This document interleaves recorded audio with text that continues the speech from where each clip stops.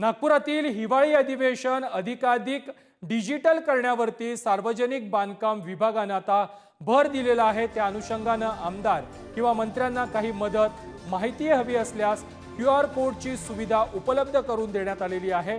त्यामुळे आमदार मंत्र्यांच्या PNना वारंवार फोनवरून मदत किंवा सुविधा मागण्याची गरज पडणार नाही आहे। या QR कोड यंत्रणेचा आढावा घेतलेला आहे आमचे प्रतिनिधी जितेंद्र शिंगाडे यांनी।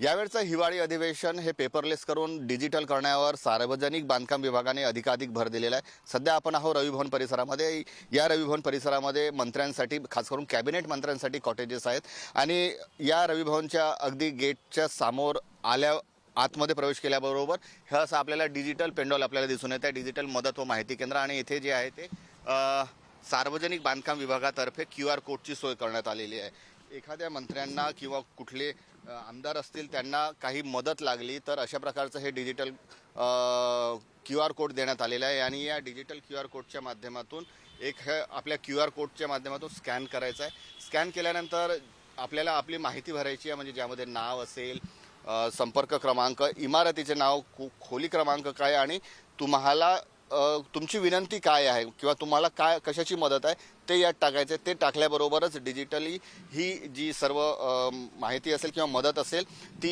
सार्वजनिक बांधकाम विभागाकडे जाईल आणि सार्वजनिक बांधकाम विभागाचे अधिकारी किंवा तत्सम विभागाचे अधिकारी, ज्या विभागाकडे माहिती हवी असेल तो विभागाचे कर्मचारी अधिकारी तात्काळ तुम्हाला मदत पोहोचवतील। अशा पद्धतीने यावेळचं जे अधिवेशन आहे ते पेपरलेस करून डिजिटल यंत्रणेवर भर देण्याचा सार्वजनिक बांधकाम विभागाचा यावेळी प्रयत्न आहे। कॅमेरामन मंगेश हस्तकसह जितेंद्र शिंगाडे, पुढारी न्यूज, नागपूर।